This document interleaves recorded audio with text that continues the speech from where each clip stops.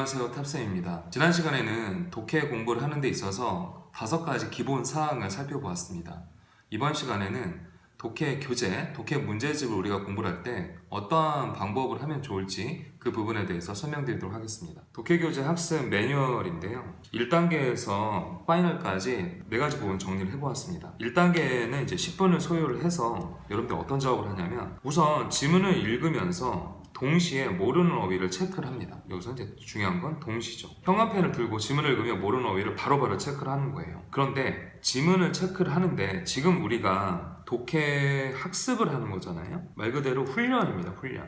독해 교재를 가지고 훈련을 하는 데 있어서 너무 완벽하게 하려고 하는 완벽주의 정신을 좀 여러분들이 버렸으면 좋겠습니다. 왜 그러냐면 독해 공부를 하는데 학생들이 굉장히 어렵게 하는 친구들이 많이 있어요. 문제를 풀고 채점을 하고 틀렸으면은 그 문제를 다시 풀고 그리고 모르는 단어를 전부 찾아서 단어장에다가 정리를 하고, 물론 이런 방법이 틀린 방법은 아니에요. 요즘은 독해 교재 속에 있는 콘텐츠가 굉장히 좋기 때문에 그 부분을 여러분들이 적극적으로 활용하시면 좀 더 빠르게 할 수 있습니다. 말씀드린 것처럼 지문을 읽으면서 동시에 모르는 걸 체크하는데 우리가 이제 궁극적으로 원하는 것은 글을 잘 읽어야 돼요. 근데 읽는다는 것은 눈으로 읽는 것뿐만 아니라 내 입을 가지고 읽는 것도 포함을 합니다. 요즘은 MP3나 QR코드가 굉장히 잘 제공이 되어지고 있기 때문에 어휘교재도 그렇잖아요.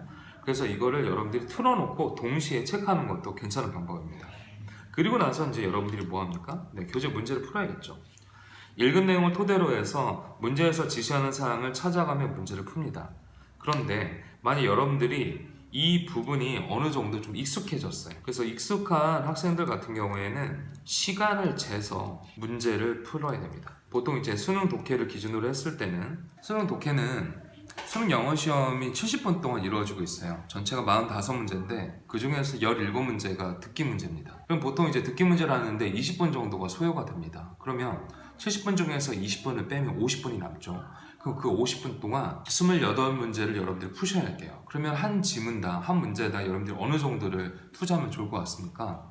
2분이 넘으면 안 되겠죠. 그래서 제가 일반적으로 추천해드리는 것은 수능 독해는 한 지문당 1분 30초, 즉 90초를 기준으로 해서 여러분들이 시간을 재서 문제를 풀면 너무 좋을 것 같아요. 2단계 넘어가겠습니다. 2단계 같은 경우에는 이제 본인이 문제를 풀었기 때문에 이 부분을 여러분들이 전체적으로 체크를 해보는 시간이에요. 그래서 처음에는 당연히 문제를 채점을 합니다. 빨간 펜으로 채점을 하는데 오답이 나오면 굉장히 중요합니다. 바로 답을 수정하셔야 돼요. 자, 다시 풀기 없습니다. 왜 그러냐? 본인이 정답지와 해설지에서 답을 보았잖아요. 답을 본 거를 가지고 여러분이 채점을 했잖아요. 그럼 여러분들의 머리에는, 뇌리에는 그 답이 은연중에 남아있습니다. 그래서 문제를 다시 풀려고 했을 때 마지막에는 그 답이 여러분들이 기억이 나게 되는 거죠. 물론 기억이 안 나는 학생들도 있겠지만은 일반적으로 봤을 때 그 문제의 답이 기억이 납니다. 그렇기 때문에 다시 푸는 게 아니라 이렇게 오답을 정확하게 하고 나서 나중에 새로운 문제를 계속 더 많이 푸는 게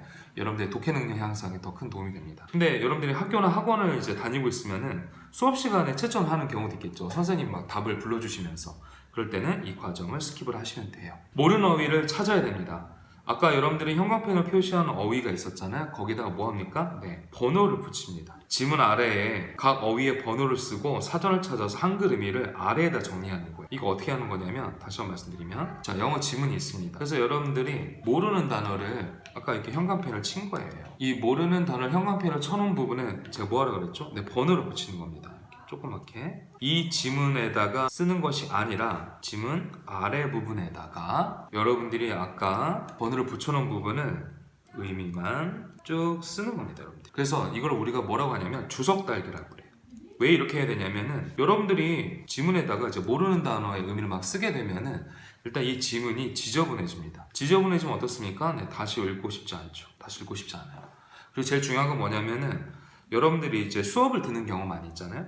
수업 시간에 수업을 들으면서 여러분들은 이 지문에다가 필기를 하셔야 돼요. 근데 필기를 하려고 하는데 여러분들이 모르는 단어 찾아놓은 그 의미가 그 필기 부분을 방해할 수가 있습니다. 그래서 반드시 주석을 달아서 단어 정리를 할 것을 제가 꼭 부탁드립니다. 자, 여기까지가 이제 20분이 걸린 거예요. 10분에서 20분 정도. 자, 3단계로 넘어가고 있습니다. 3단계에서부터는 이제 사실은 여기서부터 선택적 상황이 나와요. 자, 첫 번째가 번역학인데 제가 청크라는 개념을 강조했었잖아요. 청크 단위로 의미를 파악을 해서 노트나 또는 해석 프린트에다가 번역을 합니다. 그리고 한 문장씩 번역을 하고 나서는 영어와 비교해 보면서 제일 중요하죠. 말이 되는지 파악을 해야 돼요. 보통 이제 학생들이 번역을 하게 되면은 영어 실력 좀 부족하다 보니까 또 더군다나 이제 아직 어린 학생들은 국어 실력도 좀 부족하거든요. 그렇다 보니까는 말이 안 되게끔 번역을 하는 경우가 굉장히 많습니다. 본인이 번역한 부분을 꼭 읽어봐서 말이 되는지 파악을 하셔야 되겠고요. 두 번째는 점검하기. 본인이 번역한 지문을 처음부터 끝까지 읽어보면 어색한 부분에 파란색으로 표시합니다. 이 부분은 여러분들이 수업 시간에 확인을 하거나 또는 해설지를 참고하여 수정을 해야 돼요. 해설지를 참고해 수정을 하는 건 뭐냐면 여러분들이 번역을 했잖아요. 이 번역도 채점을 하라는 뜻입니다. 되게 학생들이 문제만 채점하고 번역은 그냥 뭐 어느 정도 됐겠지라고 넘어가는 경우가 있는데 번역한 부분도 여러분들이 채점을 해보셔야지 다음번에 번역을 하실 때 같은 실수를 반복하지 않을 수가 있어요. 마지막 파이널입니다. 수업 확인. 수업을 들으면서 본인이 찾은 어휘의 의미가 맞는지. 왜냐면 보통 이제 단어 하나에는 다양한 뜻들이 있잖아요. 근데 본인이 찾은 건 1번인데 수업 시간에 내용을 들어보니까 3번의 의미로 사용하게 된 거예요. 그러면은 여러분들 거기다 수정을 좀 하셔야겠죠. 끊어읽기를 한 청크 단위가 좀 맞는지 또는 번역이 정확한지 꼭 확인을 하셔야 됩니다. 그리고 마지막 적자 생조. 이게 뭐냐면 필기를 좀 잘 해달라는 뜻이에요. 수업 시간에 선생님이 지시한 곳에 표시를 좀 하고 특정 표현과 관련된 추가 내용을 교재 빈 곳에 필기를 합니다. 어떤 수업 시간이든 필기를 주거나 잘 못하거나 안 하려고 하는 학생들이 있어요. 그건 무엇을 우리 어떠한 민낯을 보여주는 거냐면 나는 수업 내용이 뭔지 모르겠고 이해도 안 가. 그리고 무엇이 중요한지도 모르겠어. 이거를 억지로 표현하는 거예요. 그러니까 본인이 만천하에 공부를 못하는 것을 드러내는 행위인 것이죠. 일부러 드러내지 않았으면 좋겠고요. 적자생조 잘 적어야 살 수가 있습니다. 필기를 이렇게 하면 좋아요. 보통 독해 문제집을 펼치게 되면은 이렇게 나와요. 그럼 대개 요즘 어떻게 되어 있냐면 독해 지문이 이렇게 되어져 있습니다. 그리고 밑에 이제 문제가 이렇게 달려 있겠죠. 그리고 맨 마지막에는 그 지문에 사용된 어휘가 정리가 되어져 있기도 해요. 그리고 여기에는 이제 뭐 단원 이름이 있거나 아니면은 뭐 QR코드 같은 것이 이렇게 박혀 있기도 합니다. 그러면은 여러분들은 아까 말씀드린 것처럼 지문 아래에다가 여러분들이 뭘 했습니까? 이런 부분에다가 여러분들이 어휘를 정리했잖아요. 그쵸? 그러면은 이 지문 내에다가는 여러분들이 뭘 필기를 해야 되냐? 1번. 선생님마다 독해 수업이 좀 다양한데 구문 독해를 해주시는 분들이 있어요. 구문 독해가 뭐냐면 주어와 동사, 목적어, 보어, 수식어 또는 접속사 대신한 관계대명사 대 이런 것들을 이제 표시를 하는 거거든요. 기초가 부족한 학생들은 반드시 이 구문에 해당하는 표시를 해서 어떻게 문장이 형성이 되는지 그 부분을 이해하셔야 됩니다. 두 번째, 추가 표현을 정리해 주시는 분들도 계세요. 중학교, 고등학교 시절 떠올리시면은 가장 이제 대표적인 게 이거예요. 의존하다라는 표현 기억나시나요? 네, depend on이에요. 그럼 depend on이 지문에 나왔어요. 그러면은 참 약속이라도 한 것처럼 많은 선생님들이 depend on과 같은 말인 counter, fall back on 이런 것들을 동의어라고 막 표시를 해주십니다. 네, 그런 부분을 여러분들이 적어주시는 거예요. 그렇게 해서 여러분들이 이제 필기를 했는데 필기 공간이 좀 부족해요. 그럼 당연히 포스트잇에다가 추가 필기를 해서 되도록이면은 이 필기 자체를 여러분들이 여기에다가 한 곳에다가 다 넣을 필요가 있습니다. 우리가 이걸 뭐라고 합니까? 네, 단권화라고 해요. 심지어 제가 가르친 학생들에게는 해석도 문제집 해라. 해석도 보면은 이런 부분에 이렇게 비어있는 공간이 또 있어요. 그럼 여기다가 해석을 해라. 이렇게 요구하기도 합니다. 지금까지 독해 교재를 어떻게 하면 잘 학습할 수 있을지 매뉴얼을 1단계부터 파이널까지 4가지로 나누어서 살펴보았습니다. 모든 독해 문제집에 다 들어맞지는 않을 거예요. 하지만 일반적으로 중학생, 고등학생들이 사용하는 교재 그리고 요즘은 성인들이 보는 독해 문제집도 제가 말씀드린 것처럼 형성이 되어져 있으니까 그 부분에도 여러분들이 적용이 가능할 겁니다. 두 번째 시간은 여기까지 말씀을 드리고요. 2020학년도 대학 수학 능력 시험에서 오답률이 높았던 문항을 가지고 실제 어떤 식으로 전개가 되는지 샘플을 가지고 설명을 해드리도록 하겠습니다. 이번 시간에는 2020학년도 대수능 31번 오답률 65%에 육박하는 어려운 지문을 가지고 앞에서 말씀드린 독해를 잘하기 위한 기본사항 내용과 독해 문제집을 어떻게 하면 잘 풀고 분석을 해서 사용할 수 있는지에 대한 부분에 대해서 좀 더 영어 지문을 실제 살펴보면서 설명을 해드리도록 하겠습니다. 보시는 바와 같이 31번 문항은 이 정도의 길이로 되어져 있습니다. 보통 일반적으로 이제 수능 독해 지문의 길이가 이 정도 되고요. 31번은 빈칸 추론 중에서도 어구 추론, 즉 단어 하나를 빈칸을 뚫어놓고 1번부터 5번에 들어가는 단어를 저희가 추론을 해서 푸는 문제입니다. 지문 하단에는 ascribe, 속하는 것으로 생각하다, crude, 투박하 이 두 단어가 학생들이 보기에는 어려운 단어인 것 같아서 뜻이 달려 있고요. 다시 위로 올라가서 이 문항을 먼저 한번 같이 읽고 어떻게 독해를 풀고 이해하고 분석을 하는지 말씀을 드리도록 하겠습니다. 우선 우리가 이제 토익, 토플, 탭스 수능 독해 지문을 우리가 문제를 풀 때는 당연히 연필을 들고 빠른 속도로 읽어서 문제가 무엇을 우리한테 요구하는지, 즉 출제자가 어떤 부분을 요구하는지를 파악해서 빨리 봐야 되겠지만은 지금은 이제 저와 같이 분석을 하는 시간이기 때문에 하나씩 좀 보도록 하겠습니다. 첫 번째로 볼 거는 키워드를 좀 찾아봤으면 좋겠어요. 쭉 읽어보면 아시겠지만은 사이언스와 관련된 단어들이 굉장히 많이 있습니다. 그 부분에 저와 같이 한번 형광펜을 쳐볼게요. 네, 처음에 보면은 The Role of Science, Scientism이 좀 많이 보여요. Scientific Description도 있었고요. 그리고 쭉 가다 보면 The Advance of Science, 다시 Scientism, 그 다음에 Scientific, 그 다음에 Non-Scientific, 그 다음에 쭉 보니까 이제 마지막으로 내려갈 거예요. The Philosophy of Science, 다시 Crude Scientism, 그리고 역시나 마지막에 The Scientific Method까지 굉장히 많은 부분에서 이 사이언스와 관련 있는 단어들이 굉장히 많습니다. 독해 지문의 키워드 핵심어 같은 경우에는 과학이라는 단어도 있었고 어떤 단어도 있었죠? 과학적인이랑 scientific도 있었어요. 그리고 뭐가 또 많이 나왔죠? 네, 맞아요. 과학주의, scientism까지 나왔죠. 이렇게 나오다 보니까는 자연스럽게 이제 과학에서 과학적인 게 뭘까, 또 과학주의가 뭘까?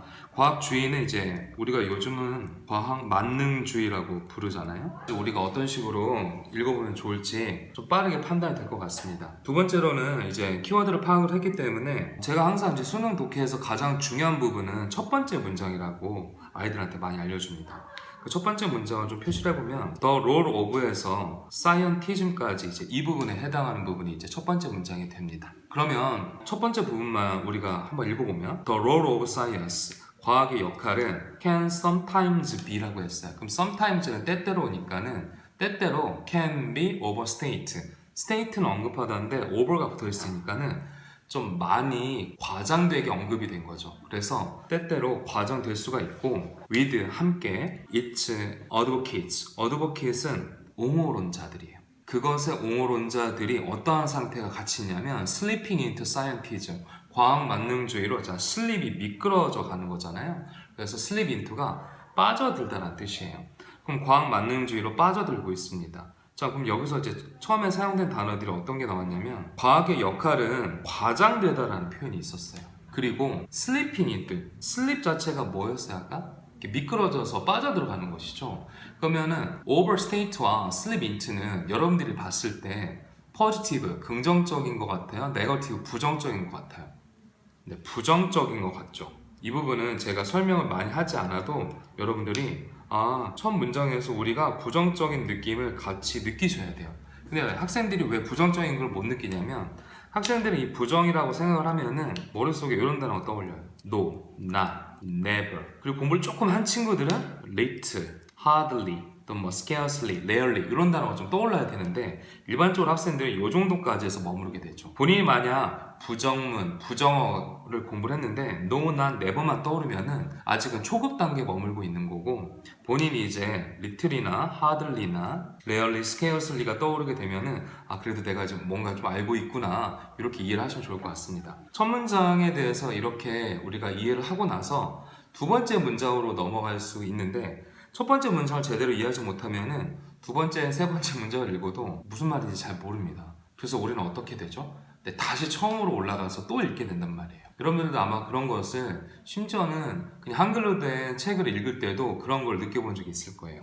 두 번째 문장 마저 보면 scientism, 과학 만능주의라는 것은 is the view, view라는 것은 관점, 견해라는 겁니다. 그래서 어떠한 관점 견해냐면 that the scientific description은 우리가 묘사라고만 알고 있는데 묘사뿐만 아니라 무언가를 설명하는 이거를 이제 우리가 뭐라고 합니까? 네, 기술이라고 하죠. 뭔가를 적어나가고 설명하는 것을, 그쵸? 네. 그래서 어떠한 견해냐면 과학적인 기술인데 of reality니까 현실에 대한 과학적인 기술만이 is the only truth, 유일한 진실이다. There is는, 그러면 there is, there라는 존재하다, 있다라는 뜻이잖아요.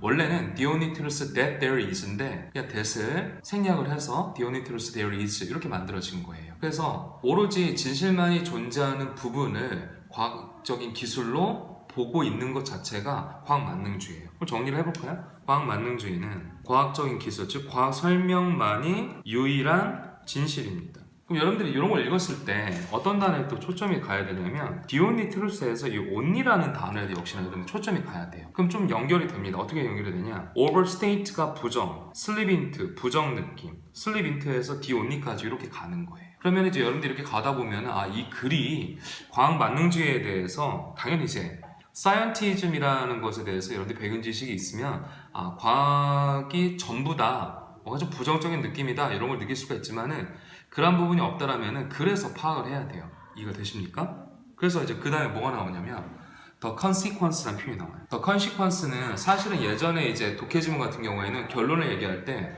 as a result, consequently 이런 단어가 있었는데 요즘은 접속 부사가 굉장히 많이 빠져 있게 됩니다. 그래서 이런 것들을 어구로 처리하는 경우가 굉장히 많아요. 그래서 the consequence is that은 그 결과가 뭐냐? that 오른쪽에 결과가 나왔다 이거예요.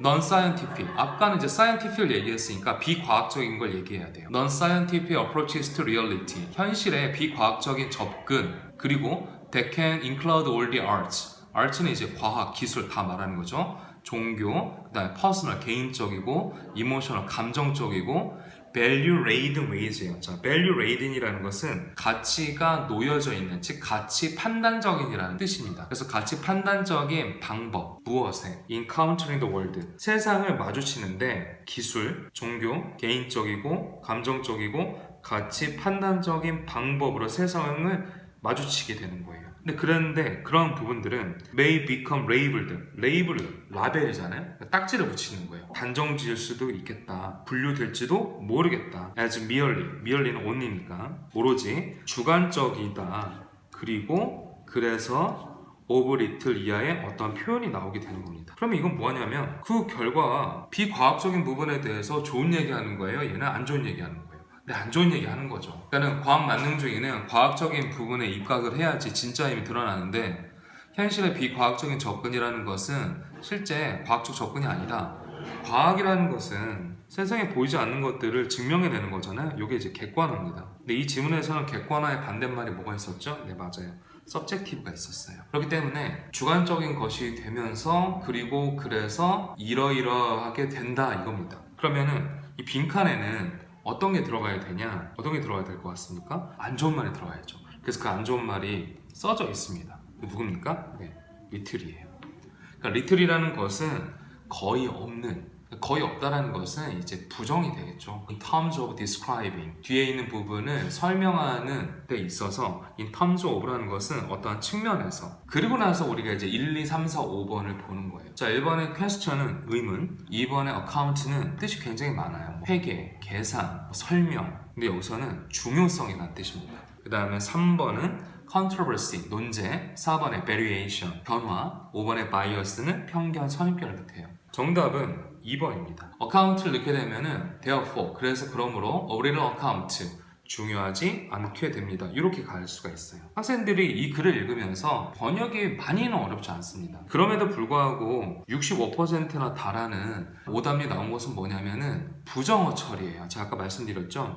뭔가 우리가 부정적인 느낌이 있는 것은 노난 네버도 있겠지만은 리튼이나 하들리처럼 약간 업그레이드 된 그런 부정어 처리도 있어요. 문법적인 설명을 독해에다가 부여할 필요는 없어요. 물론 문법을 알면은 독해가 더 좋아지긴 하지만은 뭔가 독해를 굉장히 잘하기 위해서는 한 단어의 의미, 그리고 좀 더 나아가면 그 단어가 가지고 있는 다양한 의미, 그 다음에 왼쪽과 오른쪽의 연결 구성, 이거를 청크 또는 컬로케이션, 연어라고 말씀을 드렸잖아요. 이런 부분을 여러분들이 이해를 하고 계셔야 됩니다. 정리를 좀 해볼게요. 제일 중요한 건 뭐였습니까? 처음에 키워드를 뽑아내는 거였어요.